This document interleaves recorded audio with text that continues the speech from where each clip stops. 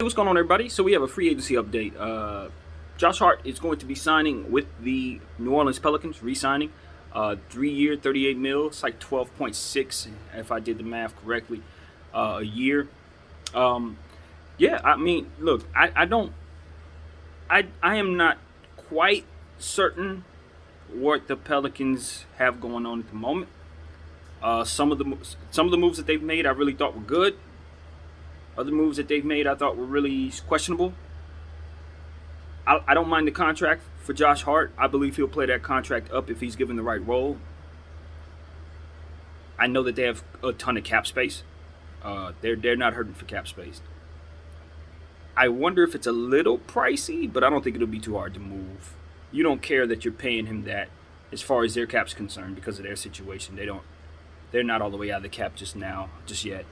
Um, the thing about it is, I believe that the New Orleans Pelicans more so need shooting, and then they've gotten some shooting on their team, but it's kind of just one of those situations where it's like, we got the cap space, he's good enough, let's just bring him in. It's one of those type of things, rather than him feeling a need or him being a part of their plans. If he was really part of their plans, in my humble opinion, I think he would have been signed already, sooner rather.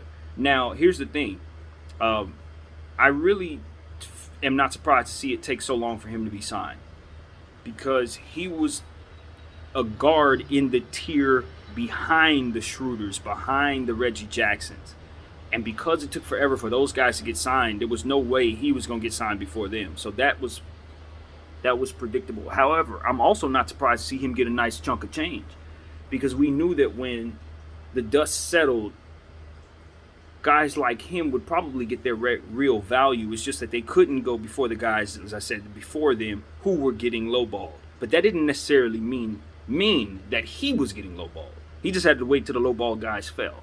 So this is play. Josh Hart's free agency played out the way it should. I think the way I figured it should.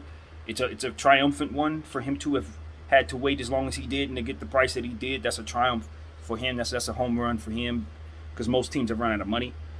In some cases, it's just how these things go. But I think I would go as far as to say his representation did him well. You know what I mean? Given what he had to wait through, given what the circumstances are, given what he ended up with, that's what you want to see.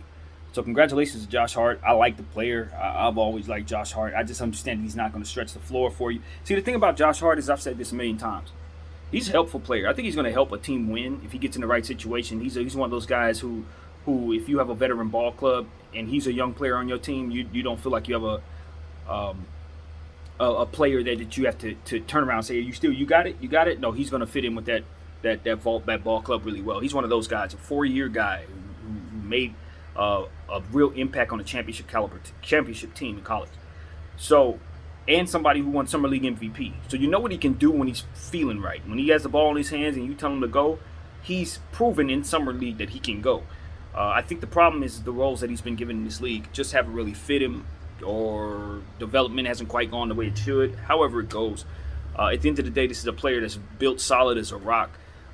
Someone who has athletic ability that doesn't necessarily translate to him running really, really fast or jumping really, really high, but he can absorb contact and absorb the floor. He can fall on the ground, get up, bounce up, as good as anybody. He's a very, very, very muscular body, so he takes care of himself very well. So it's a good investment. You know, I like Josh Hart. He's a role player in this league, but I think he's a role player where if you're in the playoffs, I think his game elevates. I just don't think he hasn't been in those situations. I don't know that the Pelicans are going to provide him that. Anytime you have Zion on your team, in my humble opinion, you have a chance to win games. But I just don't think they really surround Zion with the things that'll help him get to the next level winning-wise. Now, the team is going to look better next year because they have better spacing. Bringing in Valanciunas, I think is going to help tremendously. I think some of the moves that they've made, the 4-year guy, I don't have his name in front of me, but they gave a 4-year guy a 4-year deal, a nobody a 4-year deal. But he's not a nobody necessarily. He's a project, and I think by year 3, year 4, they're happy they signed that deal because of what he does. He's an aggressive, small forward who can shoot the ball. I wish I had his name in front of me, but he's not. He doesn't suck at all. He's a guy that I think they're going to be happy to have. So there's certain moves that they've made that I thought were okay, other moves that I thought weren't so good. Uh, Devontae Graham as a consolation prize isn't so bad, but letting Lonzo Ball walk thinking you're getting Kyle Lowry was a terrible decision. Um, JJ Redick has loosely mentioned how he felt about the decision to shave off cap space, um, and ultimately coming up with Kyle Lowry not showing up. That was something that kind of pissed him off, from what I understand, as a player in that locker room who has not been re-signed to my knowledge. So, it's situations there in New Orleans where they were swinging for something they missed, but they have cap space instead. I think they tried to fill in the roster with whatever they could, being that the cap space that they opened up for didn't go to who they wanted it to. Devontae Graham, good scoring guy, someone who will help with the issue that they have stretching the floor and having spacing. Devontae's a perfect piece to bring in. You couple that with what they already have with some of the young players like Kira Lewis and some of the other guys that they've been finding in the draft lately. I think that they are a team that's probably not going to be looking for any real success this year if they have their pick, which I believe they do. I don't see why they wouldn't have their pick. They should be playing for that. That's what this season is about for them. If they can get a jump from Zion, I don't know how much of a jump you're going to get from Zion. He's already an all-star. If he goes out there and averages 25 points, nobody's going to be surprised at all because he's a monster. They're just a team that's not really quite really doing anything yet.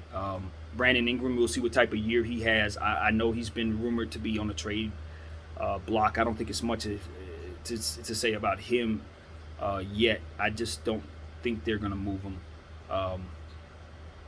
The thing about Brandon Ingram is the type of haul you're going to get for Brandon Ingram is inconclusive. It's inconclusive. I would not be surprised if they got a very handsome haul for BI, and I wouldn't be surprised if they got lowballed a little bit for BI.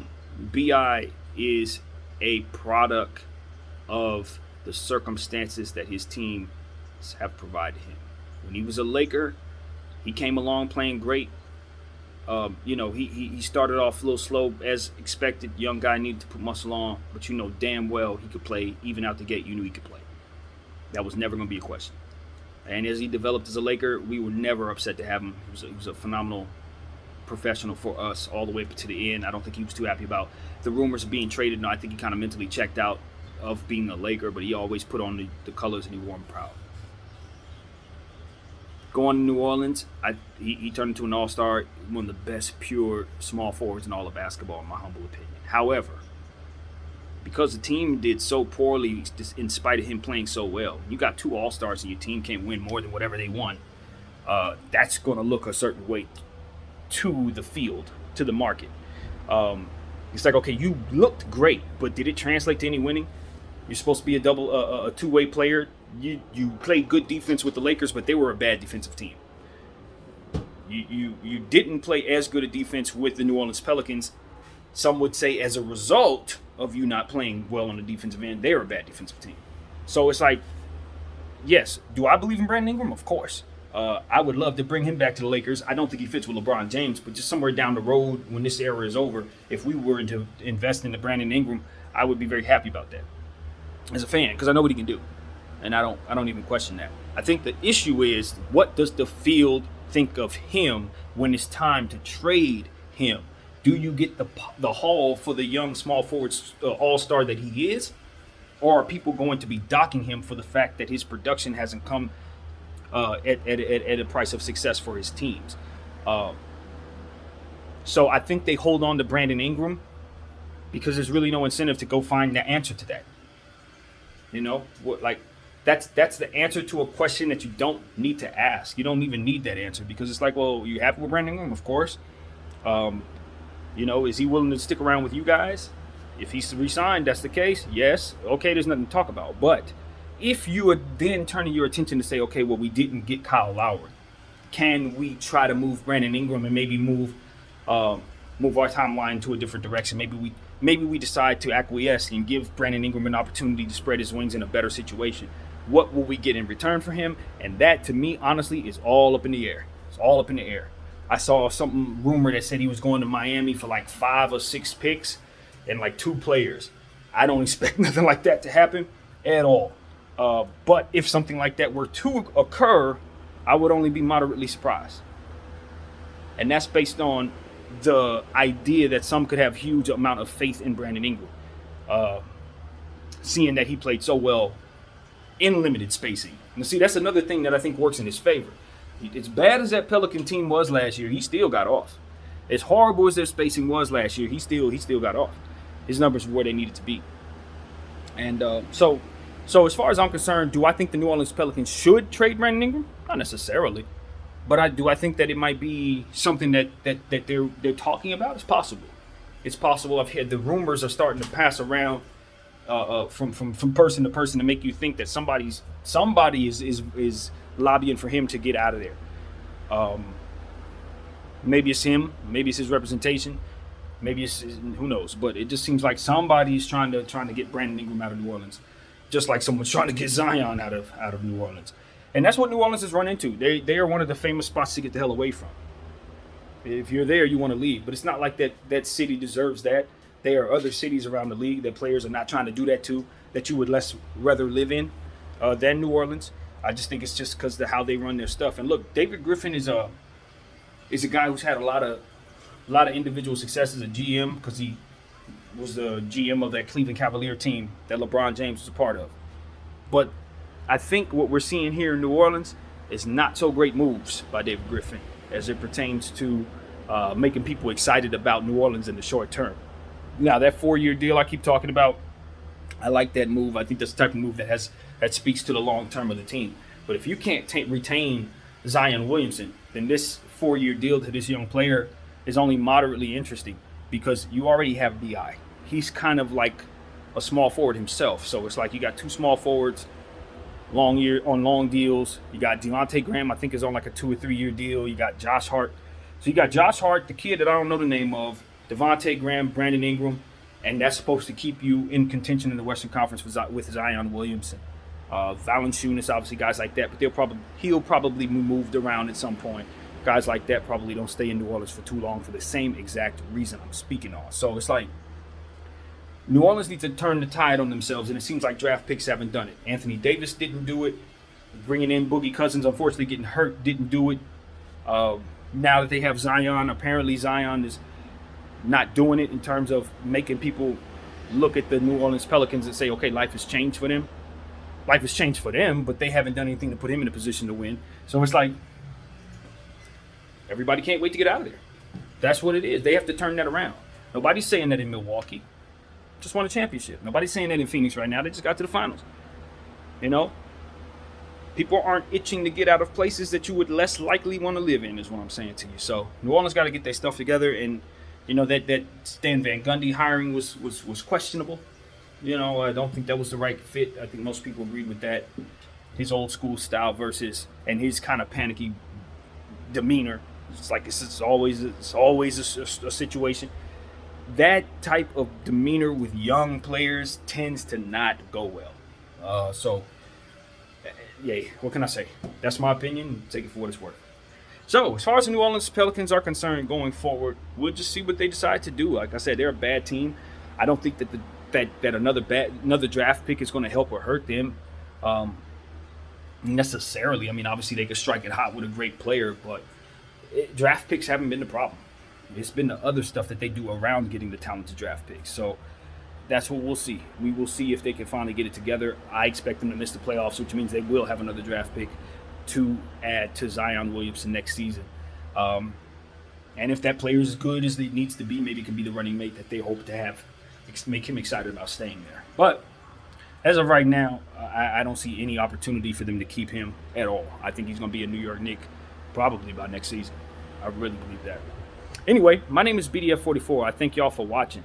Oh, and if he does, and I've said this too, if he does end up on the New York Knicks, I do believe that it would be a return for Julius Randle to go back to New Orleans.